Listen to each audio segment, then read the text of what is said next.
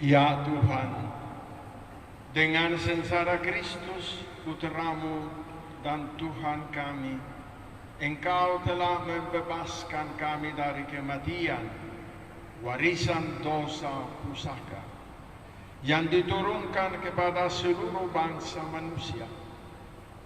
Perbaharuilah kami menjadi serupa dengan Dia, dan sebagaimana kami membawa dalam diri kami citra manusia duniawi sejak lahir, demikianlah pula semoga kami membawa citra manusia surgawi berkat daya anugerah-Mu yang menguduskan kami dengan perantaraan Kristus Tuhan kami.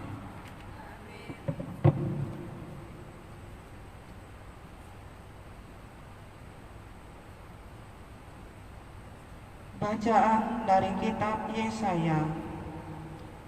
Beginilah firman Tuhan, sungguh hamba-Ku akan berhasil. Ia akan ditinggikan, disanjung, dan dimuliakan. Seperti banyak orang tertegun melihat Dia, rupanya begitu buruk, tidak seperti manusia lagi. Dan tampaknya tidak seperti anak manusia lagi.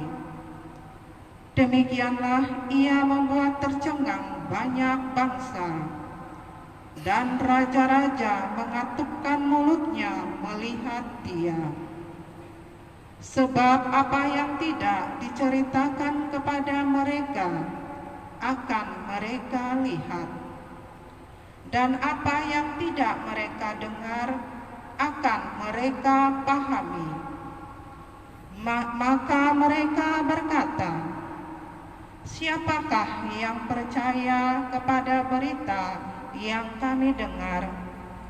Kepada siapakah tangan kekuasaan Tuhan dinyatakan? Laksana sebuah taruh, hamba Yahweh tumbuh di hadapan Tuhan, dan bagaikan tunas Ia muncul dari tanah kerusan. Ia tidak tampan, dan semarak pun tidak ada padanya. Kita tidak tertarik untuk memandang Dia. Keindahan pun tidak ada padanya, maka kita tidak suka padanya. Ia dihina dan dihindari orang. Dia seorang penuh kesengsaraan. Dia seorang yang tahu apa artinya menderita kesakitan. Ia sangat dihina, sehingga orang menutup mukanya terhadap Dia. Dan bagi kita pun Dia tidak masuk hitungan. Tetapi sesungguhnya penyakit kitalah yang ditanggungnya, dan sengsara kitalah yang dipikulnya. Padahal kita mengira Dia kena tulang, dipukul dan disiksa Allah. Sesungguhnya Ia tertikam oleh karena kedurhakaan kita. Dia diremukkan oleh karena kejahatan kita. Derita yang mendatangkan keselamatan bagi kita ditimpakan kepadanya, dan oleh bilur-bilurnya kita menjadi sembuh. Kita sekalian sesat seperti domba, masing-masing mengambil jalan sendiri. Tetapi Tuhan telah menimpakan kepadanya kejahatan kita sekalian. Dia dianiaya, tetapi Dia membiarkan diri tertindas, dan tidak membuka mulutnya, seperti anak domba yang dibawa ke tempat pembantaian. Seperti induk domba yang keluh di depan orang-orang yang mencukur bulunya, Ia tidak membuka mulutnya. Sesudah ditahan dan diadili, Ia digiring dan dihukum mati. Tentang nasibnya siapakah yang peduli? Sungguh ia terputus dari dunia orang hidup. Karena kedurhakaan umatku, ia kena tulah. Orang menggali kuburnya di tengah-tengah orang jahat, dan waktu mati ia berada di antara orang-orang durhaka, sekalipun ia tidak berbuat kekerasan, dan tipu muslihat tidak ada dalam mulutnya. Tetapi Tuhan berkehendak meremukkan dia dengan sengsara. Dan apabila ia menyerahkan dirinya sebagai kurban silih, ia akan melihat keturunannya. Umurnya akan lanjut dan kehendak Tuhan akan terlaksana karena dia. Sesudah mengalami kesengsaraan jiwa, ia akan melihat terang dan akan dipuaskan. Sebab demikianlah firman Tuhan, hamba-Ku itu sebagai orang yang saleh akan menyelamatkan banyak orang oleh hikmat-Nya, dan kejahatan mereka ditanggungnya. Sebab itu Aku akan memberikan kepadanya orang-orang besar menjadi miliknya, dan ia akan memperoleh orang-orang kuat sebagai jarahan. Ini semua sebagai ganti, karena ia telah menyerahkan nyawanya kepada maut dan telah rela terhitung di antara kalangan kaum durhaka. Padahal dia menanggung dosa banyak orang dan berdoa untuk orang-orang jahat. Demikianlah sabda Tuhan.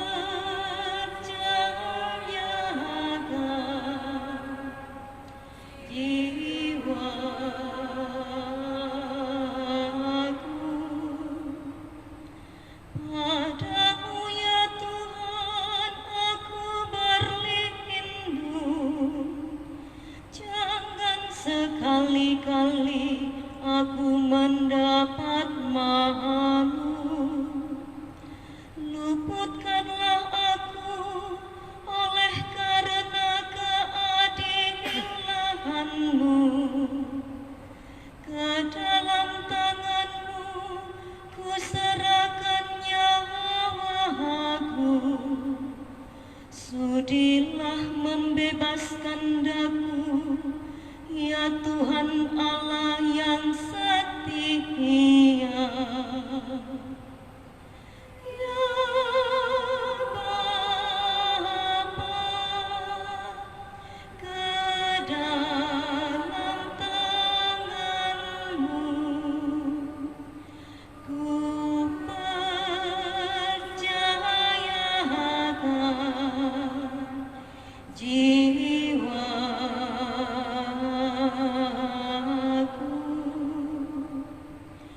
Di hadapan semua lawanku aku tercela, tetangga-tetanggaku merasa jijik, para kenalanku merasa ngeri. Mereka yang melihat aku cepat-cepat menyingkir. Aku telah hilang dari ingatan seperti orang mati. telah menjadi seperti barang yang pecah. Ya Bapa, ke dalam tangan-Mu ku percayakan jiwaku.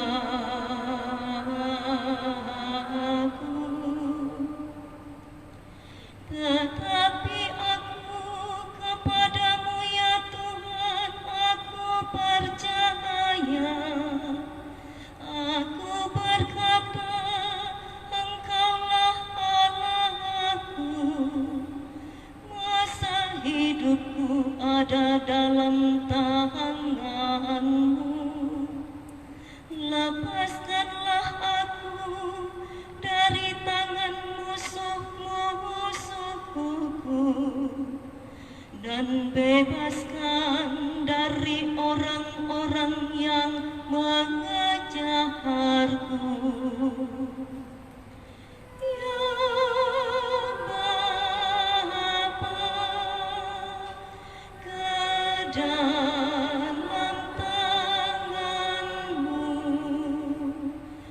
ku percayakan jiwaku.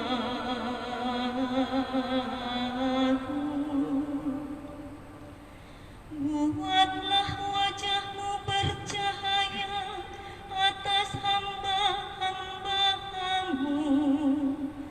Selamatkanlah aku oleh kasih setia-Mu. Kuatkanlah dan teguhkanlah hati-Mu, hai semua orang yang berharap kepada Tuhan. Ya Bapa, ke dalam tangan-Mu ku percayakan jiwaku.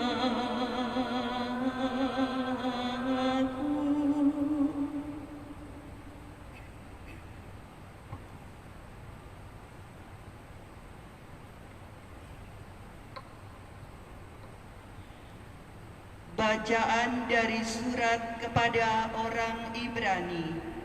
Saudara-saudara, kita sekarang mempunyai imam agung yang telah melintasi semua langit, yaitu Yesus Anak Allah.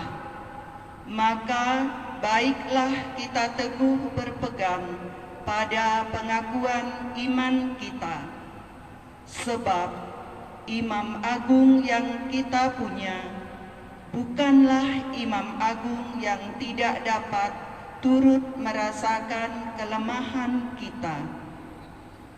Sebaliknya, Ia sama dengan kita. Ia telah dicobai, hanya saja tidak berbuat dosa. Sebab itu, marilah kita menghampiri tahta kerahiman Allah dengan penuh keberanian, supaya kita menerima rahmat dan menemukan kasih karunia untuk mendapat pertolongan pada waktunya. Dalam hidupnya sebagai manusia, Yesus mempersembahkan doa dan permohonan dengan ratap tangis dan keluhan kepada Dia yang sanggup menyelamatkannya dari maut. Dan karena kesalehannya, Ia telah didengarkan. Akan tetapi, sekalipun anak, Ia telah belajar menjadi taat. Ini ternyata dari apa yang telah dideritanya. Dan sesudah mencapai kesempurnaan, ia menjadi pokok keselamatan abadi bagi semua orang yang taat kepadanya. Demikianlah sabda Tuhan.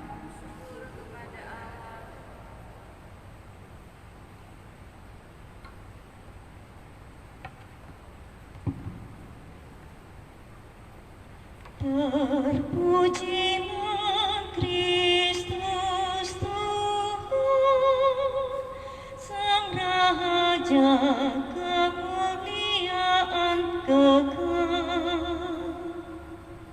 Terpujilah Kristus Tuhan, Sang Raja kemuliaan kekal.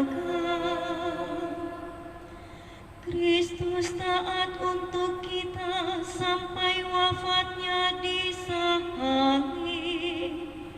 Dari sebab itulah Allah mengagungkan Dia, nama yang paling luhur dianugerahkan kepadanya. Terpujilah Kristus Tuhan, Sang Raja kemuliaan kekal.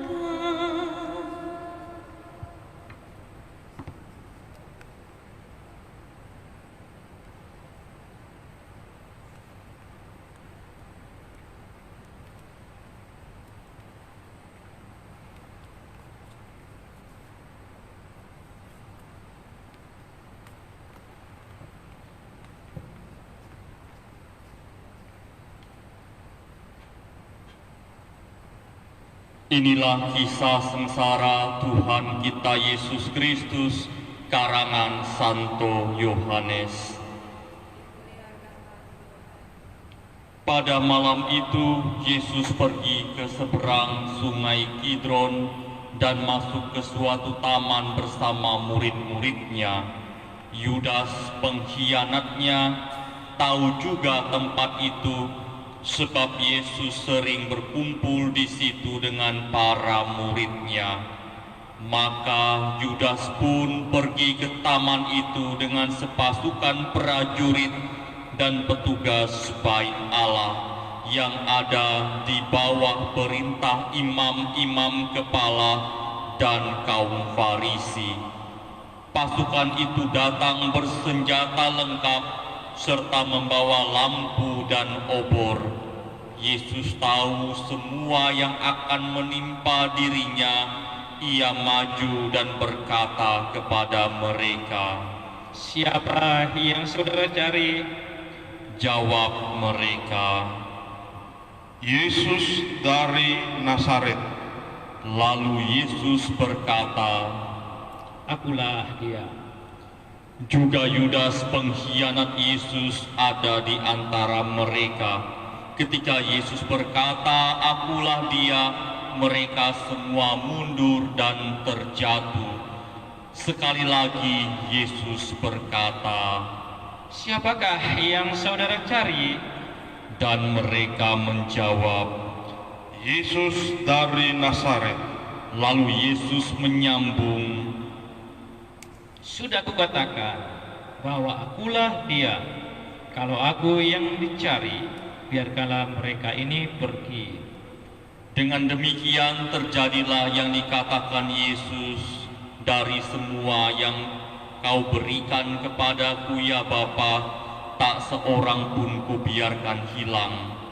Adapun Simon Petrus membawa sebilah pedang, dihunusnya pedang itu dan diayunkannya pada hamba imam agung sampai terpotong telinga kanannya.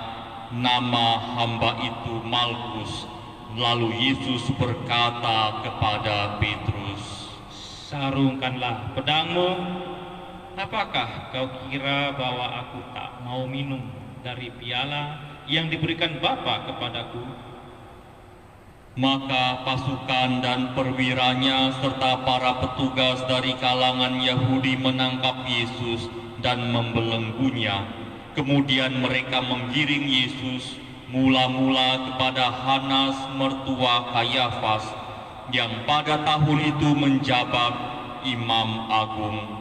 Adapun Kayafas pernah memberikan nasihat ini kepada orang Yahudi, "Baiklah kalau satu orang mati demi kepentingan seluruh bangsa." Petrus dan seorang murid lain mengikuti Yesus. Adapun murid itu kenalan Imam Agung, maka bersama Yesus ia masuk pelataran istana Imam Agung itu. Tetapi Petrus tinggal di luar dekat pintu. Murid tadi keluar lagi dan mengatakan sesuatu kepada wanita penjaga pintu, lalu membawa Petrus masuk. Wanita itu berkata kepada Petrus, "Engkau kan juga murid orang itu?" Kata Petrus, "Bukan." Sementara itu para hamba dan petugas bait Allah telah memasang api dan berdiri berdiam di situ sebab udaranya dingin. Juga Petrus berdiri berdiam bersama mereka. Imam Agung menanyai Yesus perihal murid-muridnya dan ajarannya. Yesus menjawab, Saya sudah berbicara terus terang di depan umum. Saya selalu mengajar di dalam sinagoga-sinagoga dan di dalam bait Allah, tempat semua orang Yahudi berkumpul, dan tidak pernah saya berbicara sembunyi-sembunyi. Mengapa engkau menanyai saya? Tanyakanlah kepada mereka. Mereka pasti tahu apa yang saya katakan. Ketika Yesus memberikan jawaban demikian, seorang petugas yang hadir di situ menampar muka Yesus sambil berkata, "Kau berani menjawab begitu kepada Imam Agung?" Yesus menjawab, Kalau aku mengatakan sesuatu yang tidak benar, buktikanlah. Tetapi kalau benar kataku, mengapa engkau menampar aku? Kemudian Hanas mengirim Yesus kepada Kayafas Imam Agung. Simon Petrus masih berdiri berdiam, kata orang kepadanya, "Engkau kan juga seorang dari muridnya?" Petrus menyangkal dan berkata, "Bukan." Kata seorang hamba Imam Agung saudaranya yang telinganya dipotong Petrus, "Rupanya aku melihat engkau di taman bersama Yesus." dan Petrus menyangkal lagi, dan tepat pada saat itu juga jago berkokok. Yesus digiring dari istana Kayafas ke balai pengadilan gubernur. Hari masih pagi, para penggiring Yesus tidak masuk balai pengadilan itu supaya tidak menajiskan diri, tetapi dapat makan domba Paskah. Maka Pilatus keluar dan berkata, "Apa tuduhanmu terhadap orang ini?" Mereka menjawab, "Tentu saja orang ini tidak kami serahkan kepada Tuan seandainya dia tidak berbuat sesuatu kejahatan." lalu Pilatus berkata, "Periksalah sendiri dan adililah dia menurut hukummu sendiri." Orang-orang Yahudi menjawab, "Kami tidak punya kuasa untuk menjatuhkan hukuman mati." ini terjadi supaya terlaksana perkataan Yesus yang telah menyatakan bagaimana ia akan mati. Maka kembalilah Pilatus ke dalam balai pengadilan, lalu memanggil Yesus dan berkata kepadanya, "Apa engkau raja Yahudi?" Jawab Yesus, Apakah pertanyaan ini timbul dari pikiran Tuhan sendiri, ataukah Tuhan dengar dari orang-orang lain yang mengatakan itu tentang saya? Lalu Pilatus berkata, "Apakah aku seorang Yahudi? Bangsamu sendiri serta para imam kepala menyerahkan dikau kepadaku. apa yang kau lakukan? Kemudian Yesus memberi jawaban ini. Kerajaan saya bukan dari dunia ini. Sekiranya dari dunia ini, hamba-hamba saya tentu sudah berjuang. Jangan sampai saya serahkan kepada orang-orang Yahudi. Akan tetapi kerajaan saya bukan dari sini. Pilatus berkata kepada Yesus. Jadi engkau raja? Lalu Yesus menyahut, Benar, saya raja. Saya dilahirkan dan datang di dunia ini untuk memberi kesaksian tentang kebenaran. Semua orang yang cinta akan kebenaran mendengarkan suara saya. Pilatus berkata, Apakah itu kebenaran? sesudah berkata demikian, Pilatus keluar lagi menghadapi orang-orang Yahudi dan berkata, Aku tidak menemukan alasan apapun untuk menghukum orang ini. Tetapi biasanya aku melepaskan seorang tahanan bagimu pada pesta Paskah. Apakah kamu kehendaki aku melepaskan raja bangsa Yahudi ini? mereka berteriak, Jangan dia, melainkan Barabas. adapun Barabas itu seorang penyamun. Sesudah itu Pilatus menyuruh bahwa Yesus keluar untuk didera. Lalu prajurit-prajurit menganyam sebuah mahkota dari ranting berduri yang mereka pasang di kepala Yesus, dan sehelai mantel jingga mereka kenakan pada tubuhnya. Para prajurit datang kepada Yesus dan berkata sambil menamparnya, Salam, ya Raja bangsa Yahudi. Lalu Pilatus keluar lagi dan berkata kepada orang-orang Yahudi, Aku membawa dia keluar kepadamu, supaya kamu tahu bahwa aku tidak menemukan alasan apapun untuk menghukum orang ini. Yesus pun keluar bermahkotakan duri dan bermantel jingga. Kata Pilatus kepada orang Yahudi, Lihatlah manusia ini. ketika imam-imam kepala dan para penjaga melihat Yesus, mereka berteriak, Salibkan dia. kata Pilatus, Ambillah sendiri dan salibkanlah dia, sebab aku tidak menemukan satu alasan pun untuk menghukum dia. orang-orang Yahudi berkata, Kami mempunyai hukum, dan menurut hukum itu dia harus mati, sebab ia mengaku putra Allah. Mendengar itu Pilatus bertambah takut. Ia masuk balai pengadilan lagi dan berkata kepada Yesus, Dari mana engkau? tetapi Yesus tidak memberi jawaban apapun kepadanya. Maka kata Pilatus, Engkau tidak tahu bahwa aku berkuasa melepaskan ataupun menyalibkan dikau? jawab Yesus, Tuhan tidak mempunyai kuasa atas apapun atas diri saya, kecuali kalau kuasa itu diberikan dari atas. Maka orang yang menyerahkan saya kepada Tuhan lebih besar dosanya. kata Pilatus. Lalu Pilatus mencari akal lain untuk membebaskan Yesus, tetapi orang-orang Yahudi berteriak-teriak, Kalau Tuhan membebaskan dia, Tuhan bukan sahabat Kaisar. Setiap orang yang mengaku raja, dia melawan Kaisar. Mendengar itu, Pilatus mengantar Yesus keluar dan duduk di kursi pengadilan, tempat yang disebut lantai ubin atau Gabata dalam bahasa Ibrani.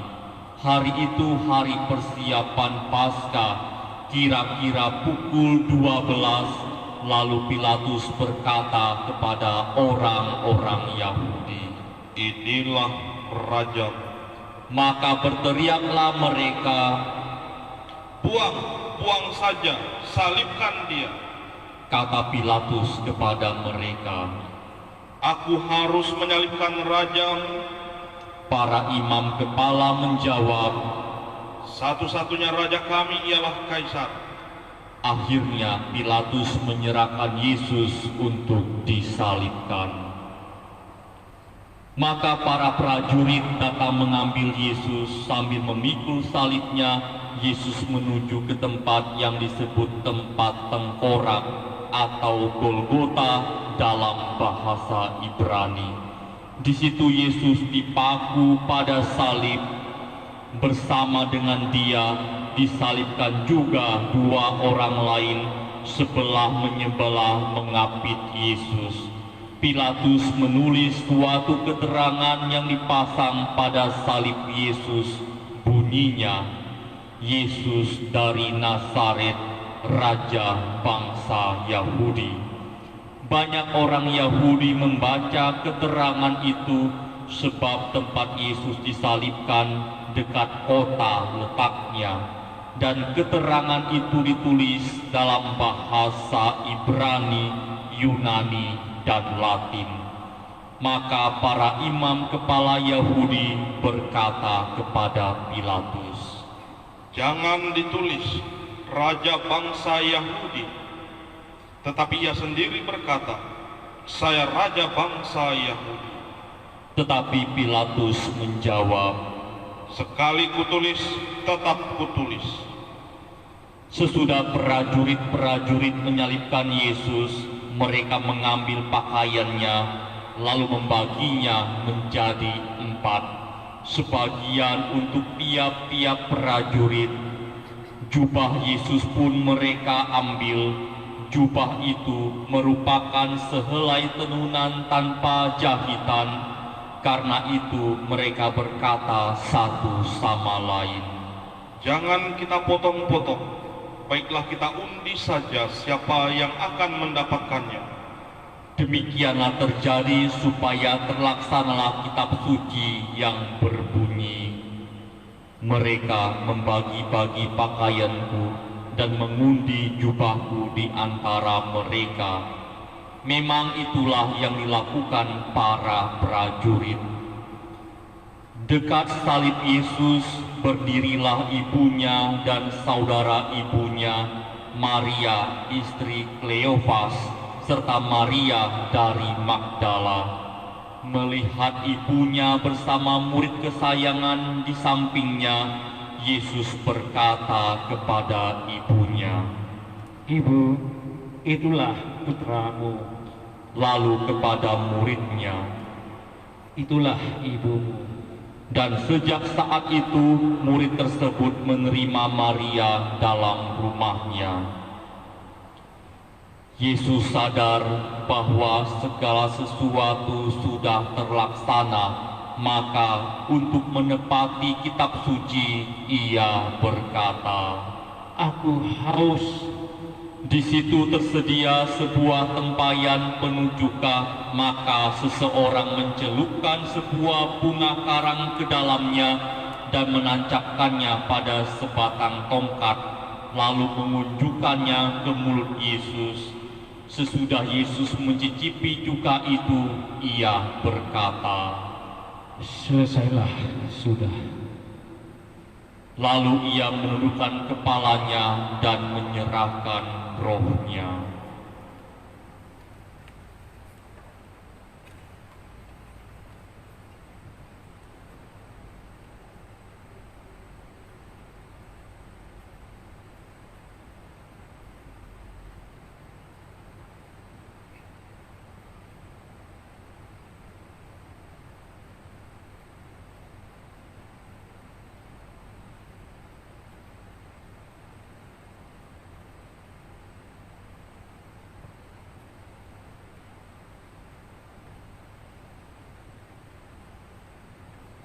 Hari itu hari persiapan Paskah, supaya tubuh mereka jangan tinggal tergantung di salib selama hari Sabat, sebab Sabat itu hari pesta besar.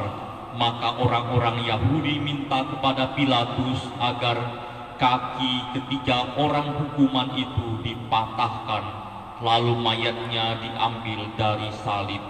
Maka prajurit-prajurit datang dan mematahkan kaki kedua orang yang disalibkan bersama Yesus.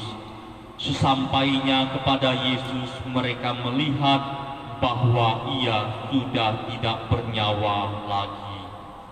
Oleh karena itu kakinya tidak jadi dipatahkan, tetapi salah seorang prajurit menikam lambung Yesus dengan tombaknya, dan segera darah dan air keluar. Dia yang melihatnya memberi kesaksian, dan benarlah kesaksiannya itu.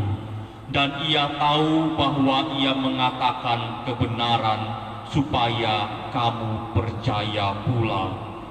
Hal itu terjadi selaras dengan bunyi kitab suci. Tulangnya jangan kamu patahkan, dan di tempat lain tertulis, orang akan memandang dia yang mereka tikam. Sesudah semuanya itu terjadi, Yusuf dari Arimatia minta kepada Pilatus supaya diperbolehkan menurunkan jenazah Yesus. Adapun Yusuf itu sudah menjadi murid Yesus, tetapi dengan diam-diam, sebab ia takut kepada orang Yahudi. Pilatus memberi izin, maka Yusuf pergi dan menurunkan jenazah Yesus. Juga Nikodemus datang ke situ.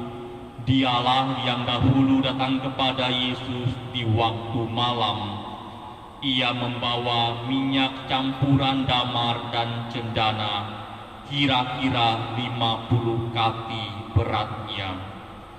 Mereka mengambil jenazah Yesus, membungkusnya dalam kain kafan, sambil membubuhinya dengan wangi-wangian itu, sesuai dengan adat penguburan orang Yahudi.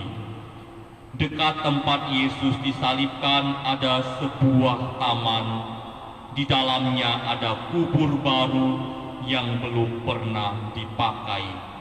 Karena hari itu hari persiapan Sabat Yahudi dan letak kubur itu pun dekat, maka Yesus dimakamkan di situ. Demikianlah Injil Tuhan. Terpujilah Kristus.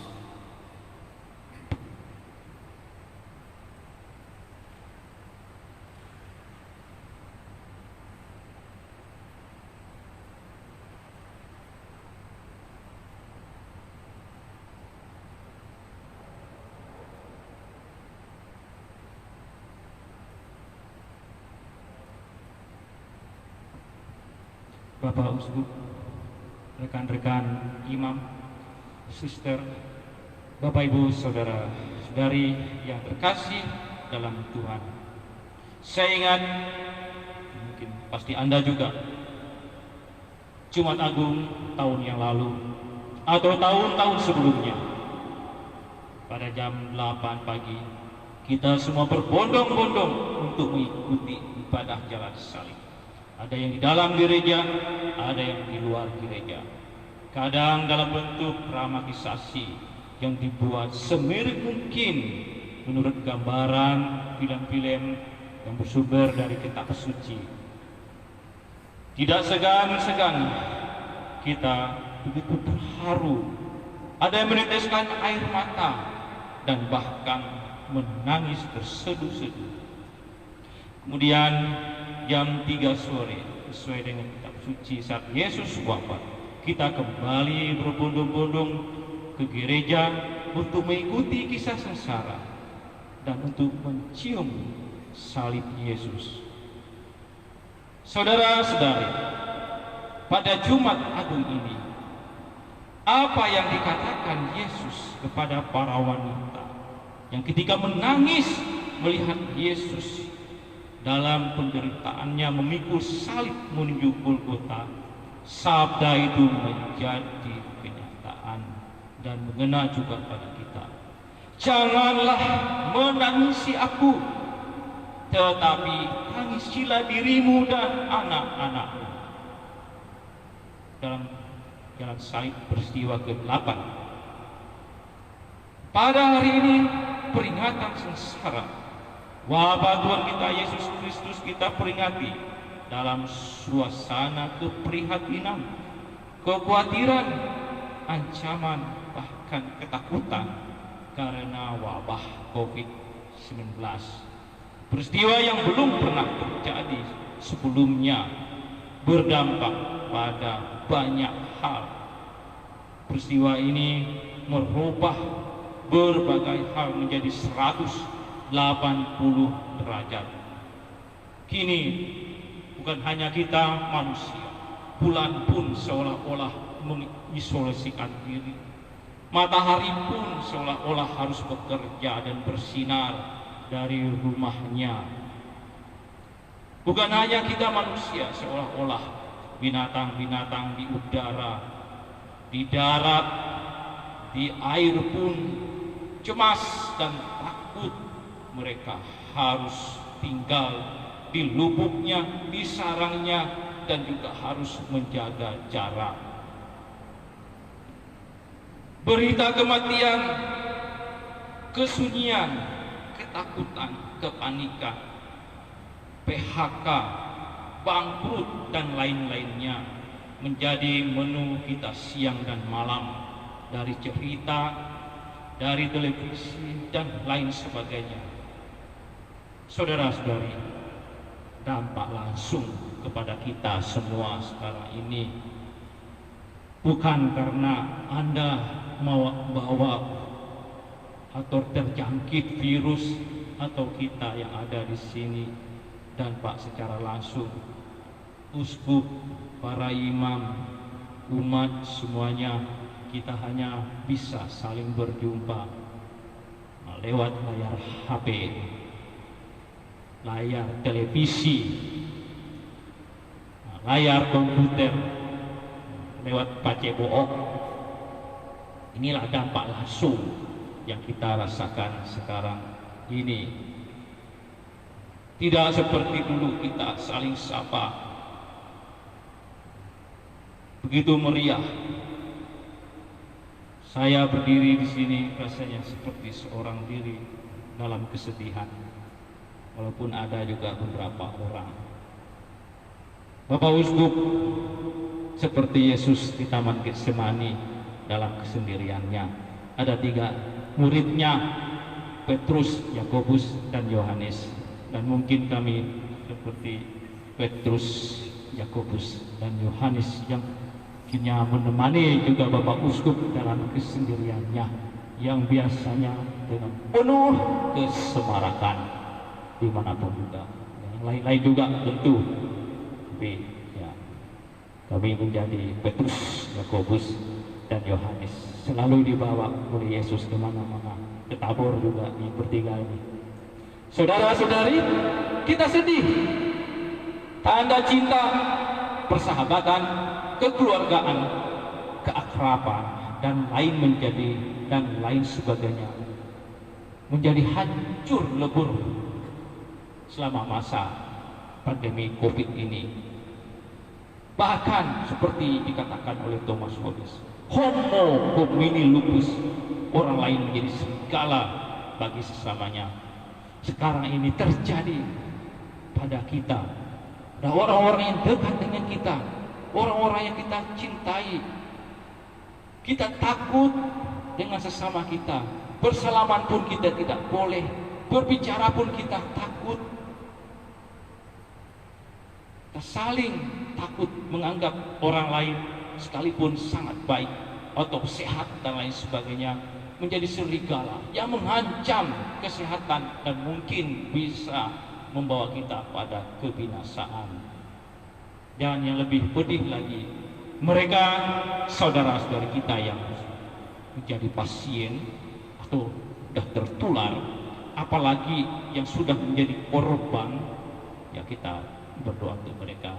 Di negeri Bapak Uskup kita lumayan besar, itu sekarang yang terbesar di Amerika Serikat.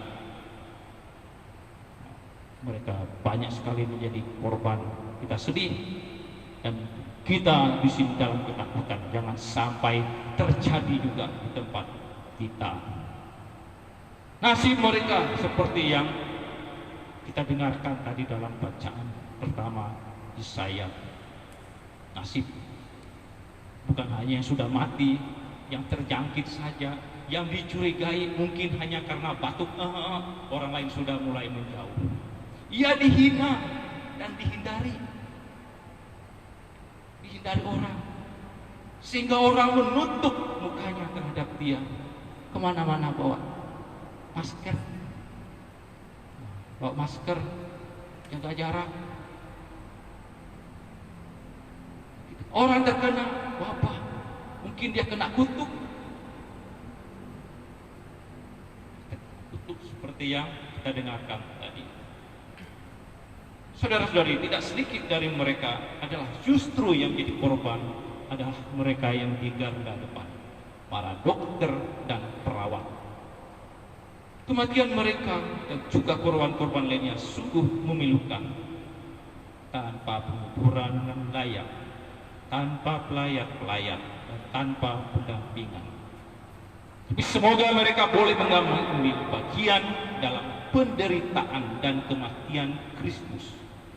Mereka mati seperti Kristus, dan semoga juga bangkit bersama Kristus.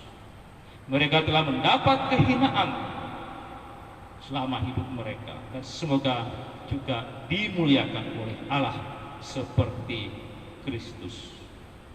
Kita jangan menganggap mereka seperti kena tulah atau apa, seperti orang-orang datang kepada Yesus ketika mengalami bencana di Galilea. Kalau kamu tidak bertobat, kata Yesus, kamu akan mengalami hal yang lebih parah dari itu. Saudara-saudari yang terkasih dalam Tuhan, pada saat sekarang ini mungkin ada yang berseru seperti Yesus menjelang ajalnya, Eli, Eli, lama sabachthani, Allahku, Allahku, mengapa engkau meninggalkan aku? Ketika badai kehidupan seperti masa sekarang ini, kita bertanya-tanya, mengapa semuanya ini bisa terjadi? Apakah semuanya ini rekayasa manusia? Apakah salah dan dosa? Apakah semua ini adalah peringatan dari Tuhan? Apakah Tuhan marah atau murka? Seperti yang terjadi ke air bah ke zaman Nabi Nuh, atau seperti peristiwa Sodom dan Gomora. Kita bertanya-tanya. Banyak orang mungkin memberikan jawaban, permenungan dan lain sebagainya, tetapi kita tidak tahu. Hanya Tuhan yang tahu. Saya ketika merenungkan, mempersiapkan renungan ini, saya ingat pada sebuah lagu yang sudah lama. Lagu ini sangat bagus sekali. Semoga kita juga sungguh-sungguh bisa merenungkannya. Dalam refrennya begini. Barangkali di sana ada jawabnya, mengapa di tanahku terjadi bencana. Mungkin Tuhan mulai bosan melihat tingkah kita yang selalu salah dan bangga dengan dosa-dosa, atau alam mulai enggan bersahabat dengan kita. Coba kita bertanya pada rumput yang bergoyang. Nah, bukan karangan saya, karangan Ebit G. Ade. Saya mohon izin kepada yang mulia Ebit G. Ade karena menyanyikan sepotong lagunya dengan suara serak-serak banjir.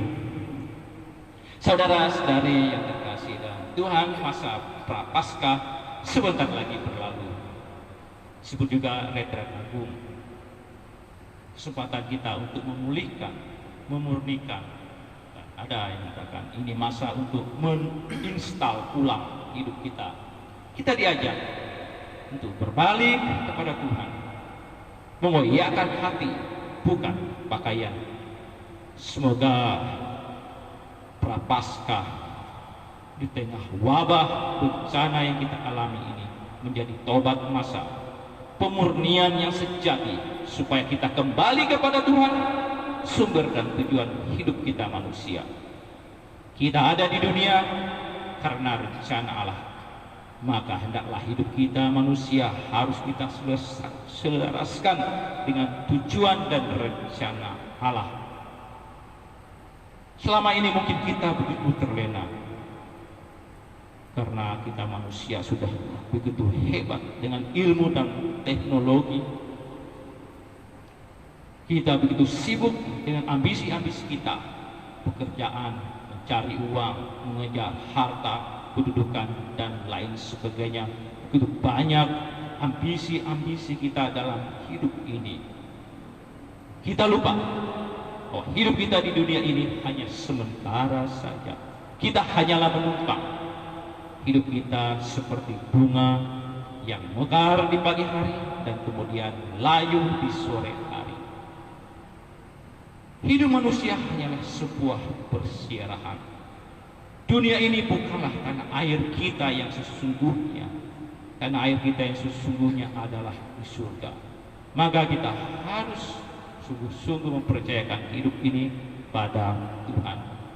Sekalipun menghadapi segala macam penderitaan, musibah, dan lain sebagainya, kita harus bersikap seperti Ayub yang terpuji dalam kitab suci ketika dia sakit parah, penuh dengan borok, harta-hartanya habis dirampok orang, anak-anaknya juga mati. Ada godaan bahwa dia akan menyalahkan Tuhan. Dia orang yang baik, mengapa menimpakan segala malapetaka yang dahsyat ini kepadanya? Tetapi Ayub berkata, Tuhanlah yang memberi dan Tuhanlah yang mengambil. Terpujilah nama Tuhan. Atas sikap ini Allah berkenan kepada Ayub sehingga mengganti apa yang hilang 100 kali lipat pada Ayub. Saudara-saudari, dalam peringatan kematian Yesus di tengah suasana keprihatinan seperti sekarang ini, kita juga diingatkan oleh sabda Yesus bahwa salib itu penderitaan karena kelemahan kita manusia, mungkin karena sakit, karena korban, dibenci, dianiaya karena kebenaran, mungkin karena iman, dan semuanya itu adalah bagian konsekuensi untuk menjadi murid Yesus. Setiap orang yang mau mengikuti aku, kata Yesus, ia harus menyangkal dirinya, memikul salibnya dan mengikuti aku. Saudara-saudari, Tuhan tidak menjanjikan bahwa selama hidup kita akan terbebas dari badai, dari segala malapetaka dan lain sebagainya. Semoga kita dikuatkan akan sabda Yesus ini. Saudara-saudari, pada hari ini Jumat Agung, kita tidak bisa datang ke gereja. Anda tidak bisa mencium salib Yesus. Kita tidak mendengarkan pasio kisah sengsara yang satu yang biasanya sudah dilatih berbulan-bulan, suara yang merdu membuat kita terpesona, terharu. Kita tadi baru mendengarkan suara kami bertiga yang hanya dibaca dengan terbata-bata, dengan serak-serak banjir, serak-serak basah dan lain sebagainya. Tetapi sekarang marilah kita pandang di rumah kita. Salib-salib yang ada mungkin Anda pakai di kalung Anda, di jam Anda, di dinding rumah Anda, di rosario, di gambar-gambar, di lukisan-lukisan, di patung-patung di rumah Anda atau di mana, di kantor Anda. Lihatlah salib itu. Lihatlah salib Yesus itu. Sekarang Yesus meminta kepada kita supaya kita sekarang memikul salib kita yang mungkin selama ini kita hindari. Salib-salib kita mungkin sekarang ini banyak. Anda tidak boleh keluar rumah, itulah salib kita. Tidak bisa kumpul-kumpul, itulah salib kita. Membatalkan segala rencana-rencana kita, ambisi-ambisi kita, segala kesenangan-kesenangan kita yang biasanya kita lakukan, itulah juga salib kita yang terberat sekarang yang kita harus tanggung dan lain sebagainya.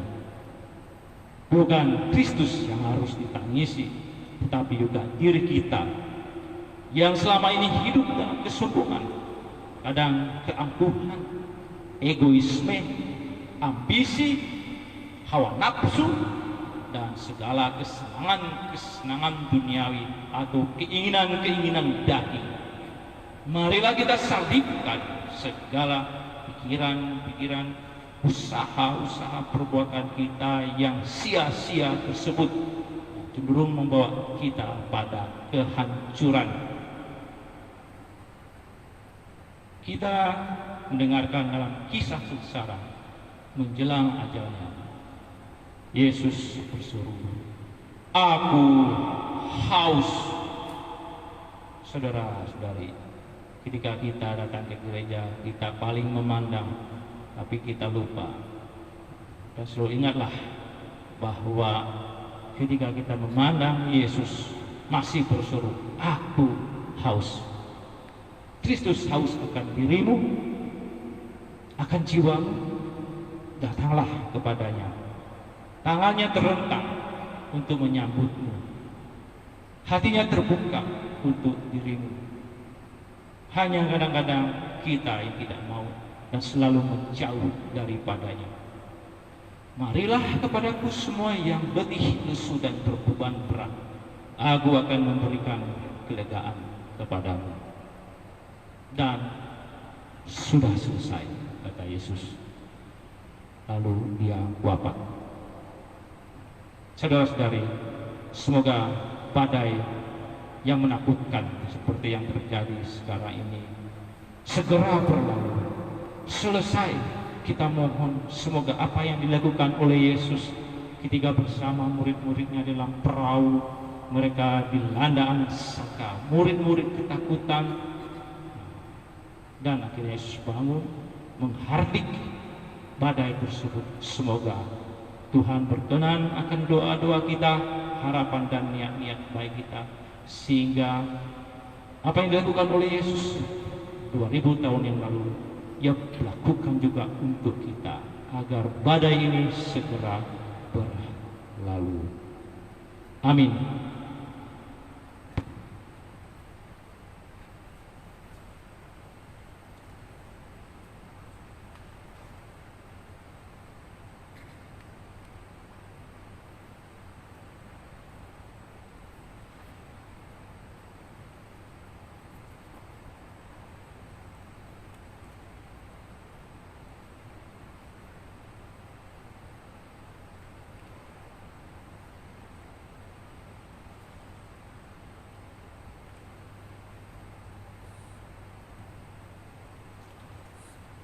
Untuk gereja kudus, saudara-saudari terkasih, marilah kita berdoa untuk gereja kudus Allah, supaya Allah dan Tuhan kita berkenan menganugerahkan damai kepadanya, mempersatukan dan melindunginya di seluruh dunia, dan supaya Ia membantu kita memuliakan Allah Bapa yang Maha Kuasa dalam suasana hidup yang tenang dan damai.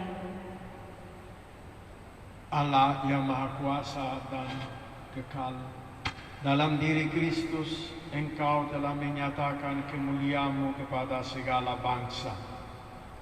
Lestarikanlah karya keraiman-Mu, agar gereja-Mu yang tersebar di seluruh dunia tetap mengakui nama-Mu dengan iman yang teguh, dengan perantaraan Kristus Tuhan kami.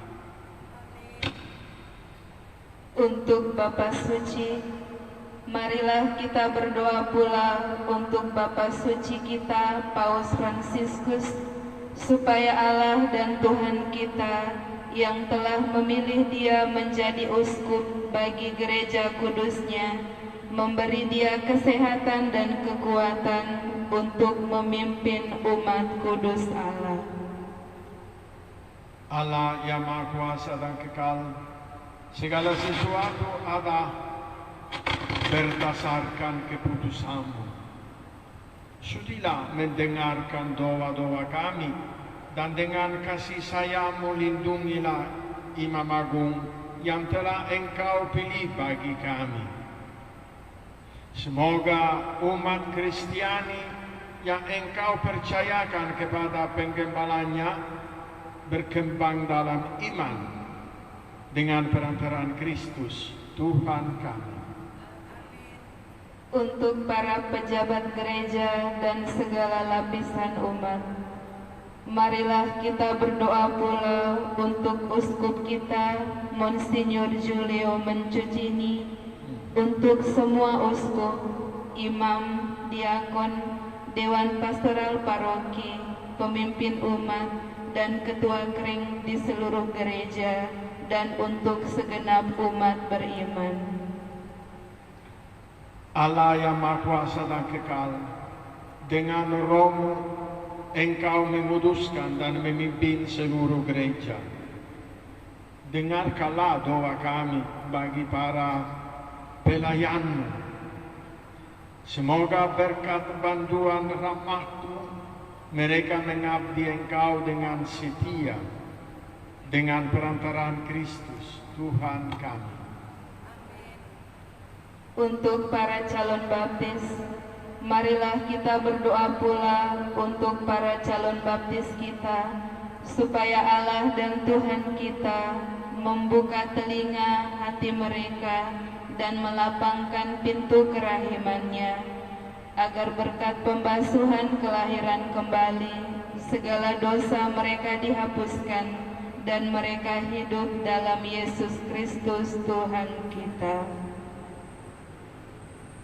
Allah yang Maha Kuasa dan Kekal, Engkau selalu menyuburkan gereja-Mu dengan anggota-anggota baru.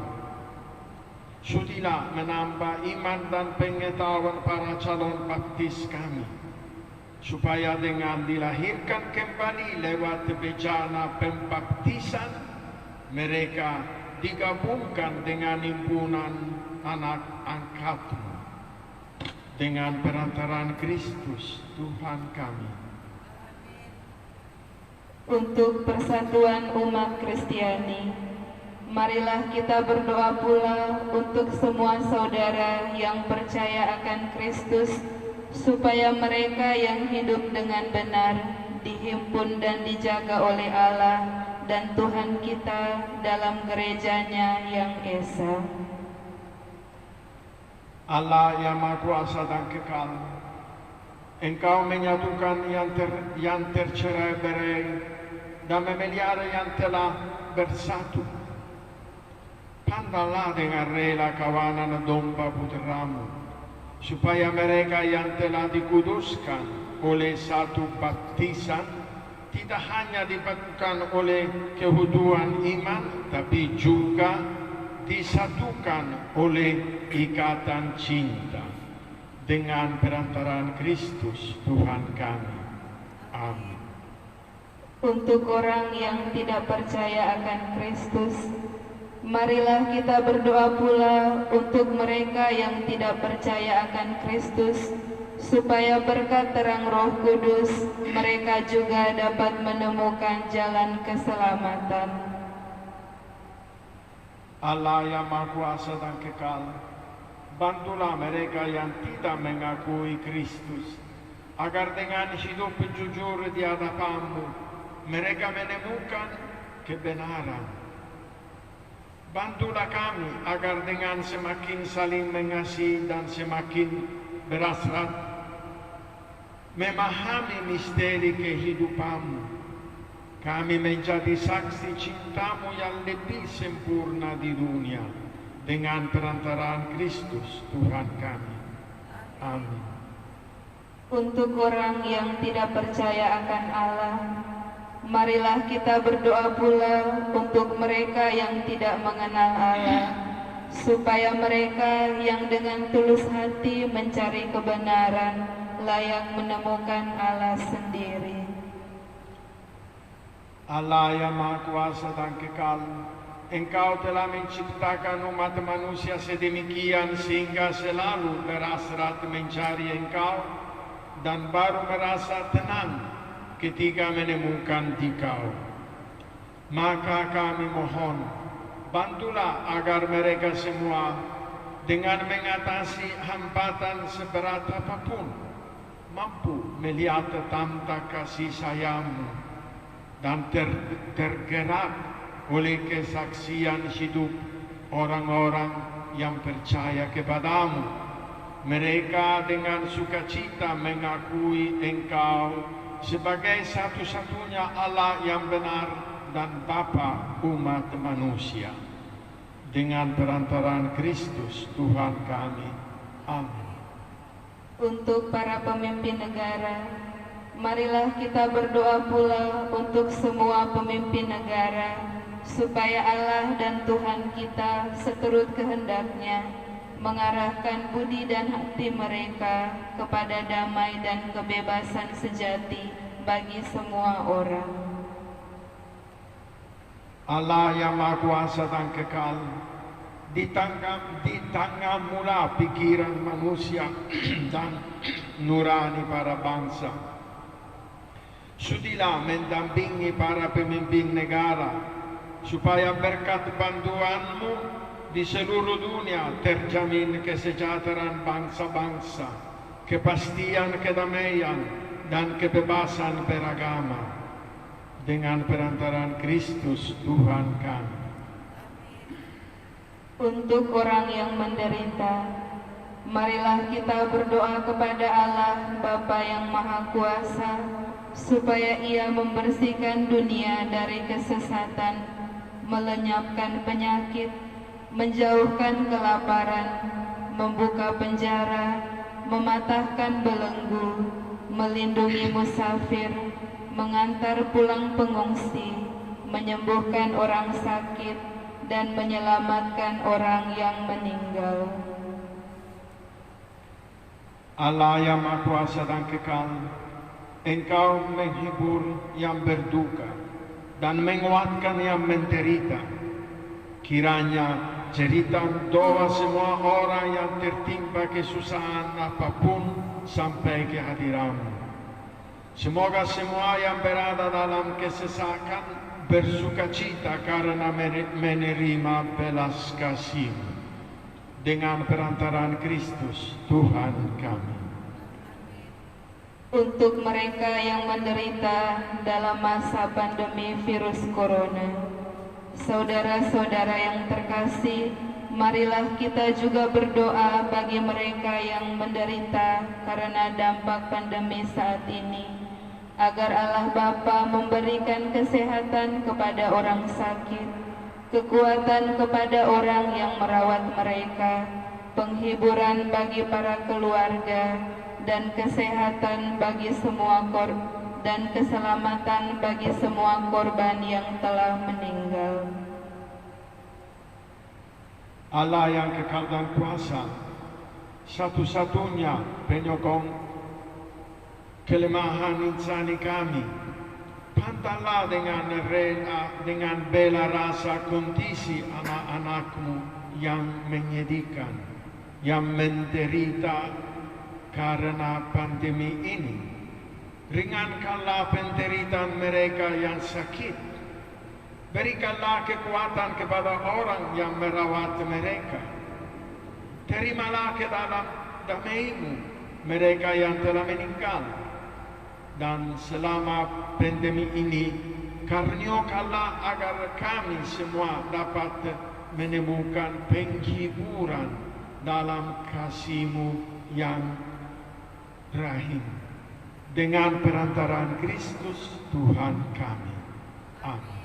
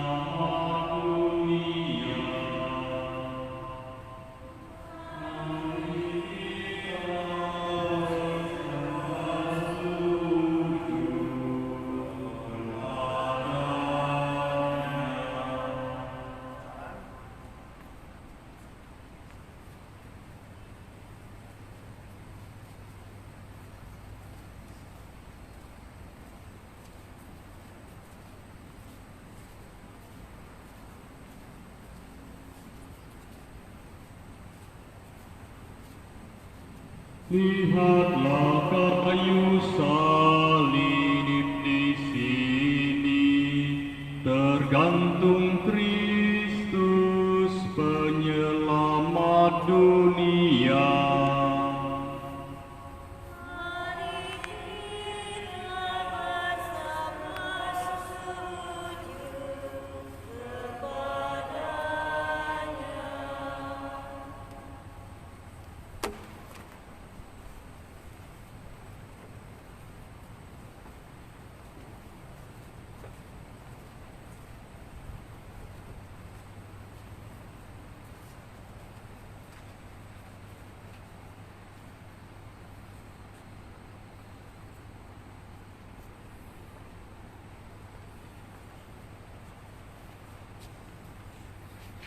Lihatlah kayu salib di sini, tergantung Kristus penyelamat dunia.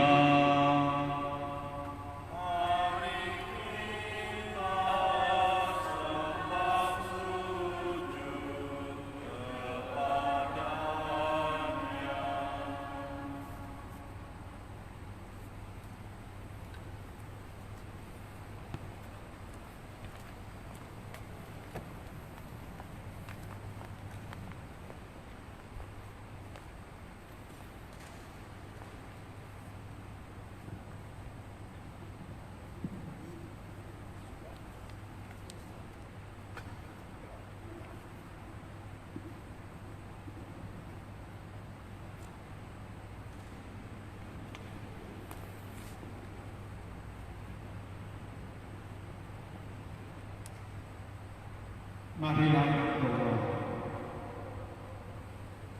Ya Yesus penebus kami, Engkau telah mengulurkan tanganmu di salib untuk merangkul seluruh umat manusia dalam ikatan cinta yang tak berhenti.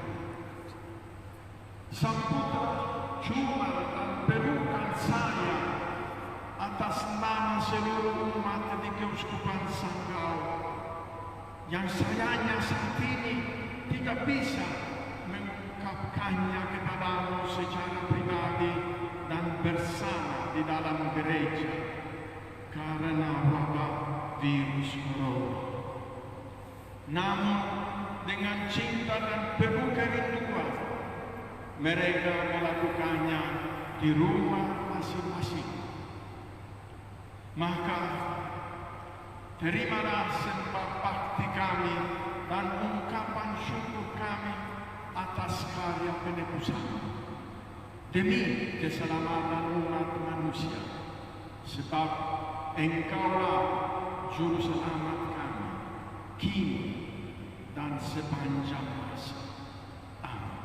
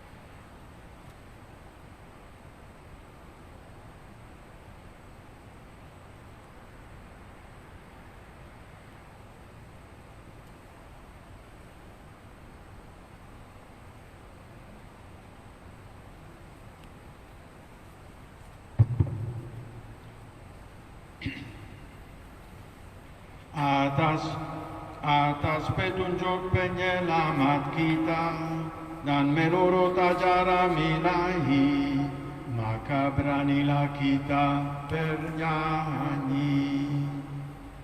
Bapa kami yang ada di surga, dimuliakan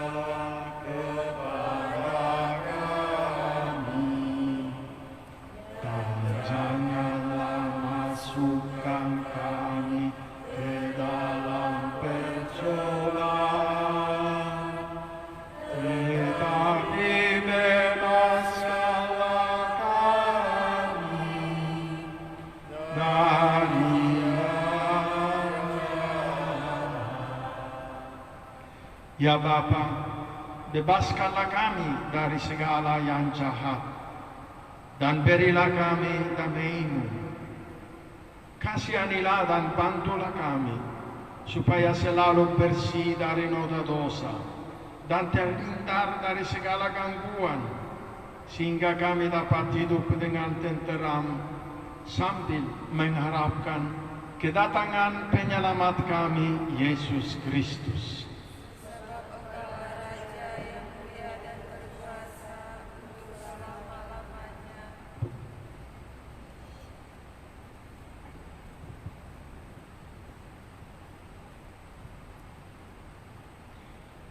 Tuhan Yesus Kristus, Putra Allah yang hidup, karena taat kepada Bapa dan dalam kuasa Roh Kudus, Engkau telah menanggung kematian untuk menghidupkan dunia. Bebaskanlah kami dari segala kejahatan dan dosa, berkat tubuh yang Maha Kudus ini. Semoga kami selalu setia pada perintah-perintah-Mu, dan janganlah Engkau biarkan kami terpisah dari-Mu.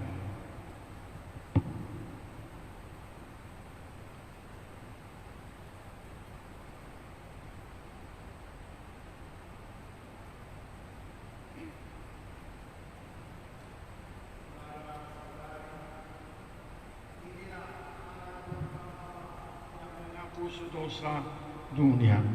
Berbahagialah kita yang diundang ke perjamuan. Ya Tuhan, saya tidak pantas Tuhan datang pada saya, tetapi bersabdalah saja maka saya akan sembuh.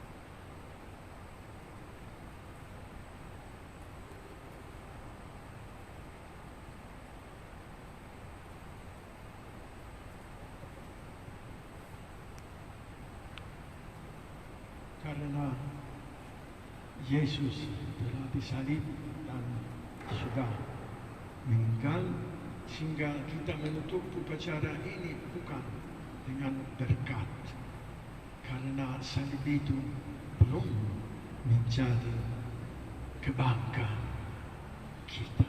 Karena itu hanya ada doa penutup. Marilah kita berdoa. Allah yang kekal dan kuasa, Engkau telah memulihkan kebahagiaan kami berkat wafat dan kebangkitan putramu. Peliharalah karya belas kasih-Mu dalam diri kami, agar kami yang telah ambil bagian dalam misteri ini dapat hidup penuh bakti kepadamu dengan perantaraan Kristus Tuhan kami.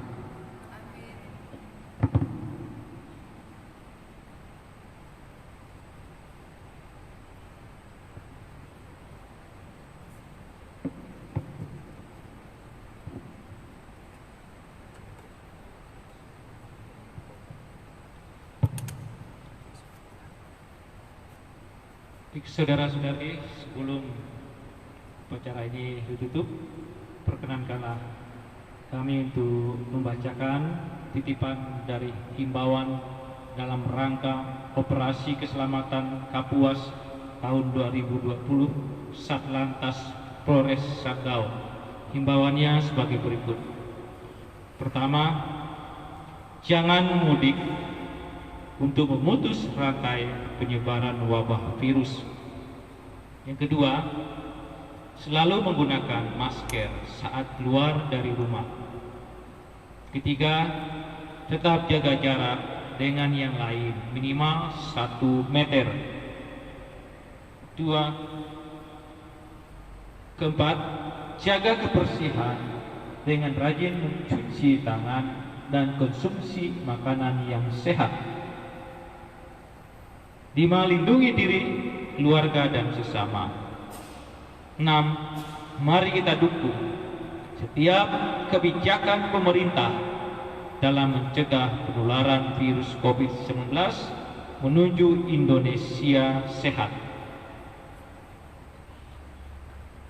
Stop pelanggaran, stop kecelakaan, keselamatan untuk kemanusiaan. Terakhir, demikianlah himbauan Operasi Keselamatan Kapuas tahun 2020 Satlantas Polres Sanggau. Semoga bermanfaat dan semoga Tuhan selalu melindungi kita semua. Amin.